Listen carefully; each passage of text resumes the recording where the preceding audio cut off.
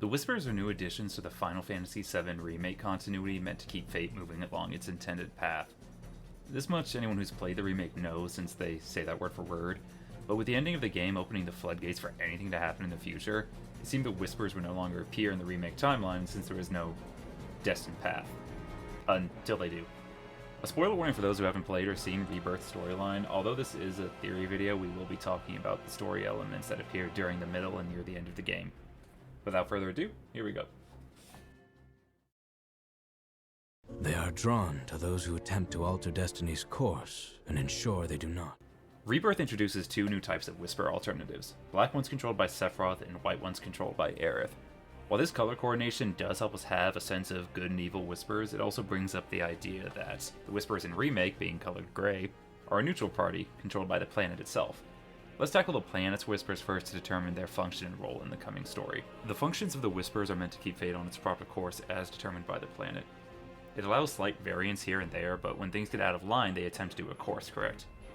They're not always successful given how they couldn't kill Wedge during the Sector 7 plate collapse, although they later make up for it at Shinra HQ. While Rebirth delves further into the concept of the multiverse, with some explaining that the defeated Whisper Harbinger allowed the multiverse to come into being, I think that while it's mostly true, it's slightly off. Even before the final bout with the Whispers, we see an alternate timeline Zack about to make his final stand before a Shinra battalion, with Whispers in the background. If we take the idea that only after the Whisper Harbinger's defeat is when the multiverse sprang into existence, this doesn't really make sense with what we're seeing with Zack. What I'd like to propose is that the multiverse was always there, just in a limited state, and only after the Harbinger's death was it thrown into chaos.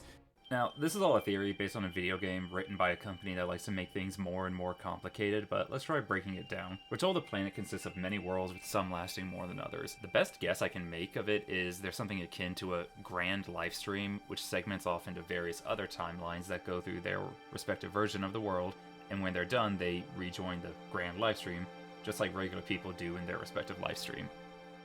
And the Whisper serve as a maintenance team, or IT, for each of these worlds, ensuring they don't stray too far from the original intended purpose. But as we've seen, sometimes they fail and the story veers off in a completely different direction. It's then that this grand livestream turns its Mako valve off, leading to that version, and all they have left is what's currently in circulation. With no Mako entering, no more people are being born, and then all that's left are people dying while the Mako is being drained from the planet, as seen in Big's alternate of an alternate timeline. However, since universes such as these are branched off significantly far from the real timeline, the amount of Lifestream flowing into them was probably significantly weaker as compared to some others. What do I mean by this? Well, let's look at Zack's timeline where he survives. Up until that point, the Whispers could have ensured he died and kept the story on track, so it was probably getting a full support at the time. And by comparing the stamps, which I say should be the unit we measure everything by, is which good boy it is, we see that from Zack's original one offset timeline that there are at least 3 different outcomes.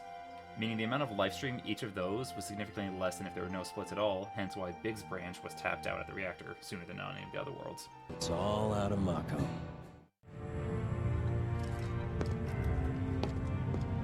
Our world will become a part of it one day, but I will not end. Nor will I have you end.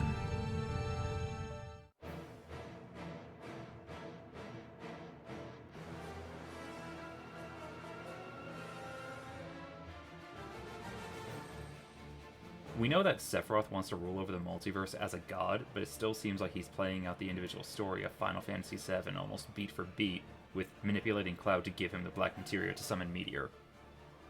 I don't think he's trying to summon Meteor in the sense of attempting to use it to punch a hole in reality in which for other timelines to merge. Rather, he's hoping to do his original plan, and with the power gained from the Lifestream, he alongside his other selves will unite and pool their portions of the grand Lifestream together. Sephiroth doesn't particularly strike me as a guy who'd work with anyone else, even if those others are himself. I'd rather think that much in the way that he can manipulate and control anyone with Genova DNA in the main game, stands to reason that one of them, perhaps the one from the original Final Fantasy VII, can control the other aspects of him across the Lifestream. Or maybe there's no other Sephiroths and he's hopping in and out of reality via the Whispers. How he and Aerith became aware of the multiverse is also something we aren't currently aware of. While it's okay to think he just knows, and it doesn't need to be anything deeper than that, it's also plausible that Square's given us an idea of how he's done it. Advent Children, which just had a re-release before the launch of Rebirth, showed us Sephiroth hasn't fully joined the Lifestream and wants to assert dominance over it when those with Geostigma die and taint the Lifestream. While I was initially under the impression that it was a Sephiroth remnant and essentially a clone with his memories, and no connection to the original beyond appearance and desire for power and torturing Cloud, conversations with Gina Talk and Rebirth tell us that Genova, being from off-planet, cannot join the Lifestream, and through extension, neither should her son, Sephiroth. There does seem to be a morbid implication with that, such as the fact that anyone with Genova DNA can't join the Lifestream, such as Zack and Cloud and Geo, and I'm actually okay if Genesis never comes back. Or could be a choice. It could be that Sephiroth chose not to return to the Lifestream. But if he managed to retain his sense of self through the Lifestream and enter the Grand Lifestream, then he probably has seen a collective of other Lifestreams re-entering the whole. And that could be how Sephiroth is aware of the multiverse. Now that he knows that there's more than one world out there, he simply needs to find a way to make them his. Whether he manipulates the Whispers from within the Lifestream itself to attack the gang in Singularity, or if the ones there are from the negative Lifestream, the weak he says is apparently a thing, he gets what he wants in the end, which is tricking Cloud and the others into defeating the Arbiters of Fate and causing the multiverse to expand rapidly. Now there's a massive amount of Sephiroths across space and time to gather enough meteor materia to cast Meteor Shower and absorb each of the Grand Lifestream fragments. The way to stop that, though, is with the ultimate white materia, Holy, and the best girl, Aerith Gainsborough. And you're wrong.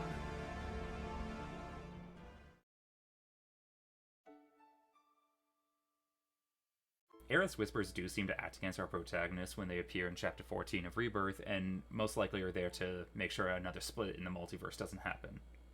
Aerith is aware that Cloud has some knowledge of all the multiverse stuff, and he would more than likely try and save her, even as she is resigned to dying. In fact, it's actually Sephiroth's whispers who opened the portal to let Cloud through. Sephiroth even tells Aerith her role is done when she and Cloud fight him in the final battle, but her whispers are the ones that bring Cloud safely back to his timeline and protect Zack long enough for him to go to another world. I think when Sephiroth eventually does manage to unite all the split versions of the worlds and become Ultra Sephiroth Supreme with 1,000,001 wings, I think it's going to be Aerith's whispers that hold reality together when they start to crumble at his defeat, and that itself is the promised land the ancients spoke of. A lot of people have pointed out that when multiversal shenaniganry happens, there's a rainbow aura on screen, which happens when Cloud blocks Sephiroth's down air, so a lot of people think that's when the next big split in the universe happens, and I 100% agree. But, and I feel really bad about saying this, I don't think Aerith's going to come back for good in the world. Don't get me wrong, she's going to make more appearances in the third game. Brianna White's been killing it as Aerith over the course of the remake, and it'd be an absolute shame to let her go. But narratively, her being a force from beyond the grave is too important.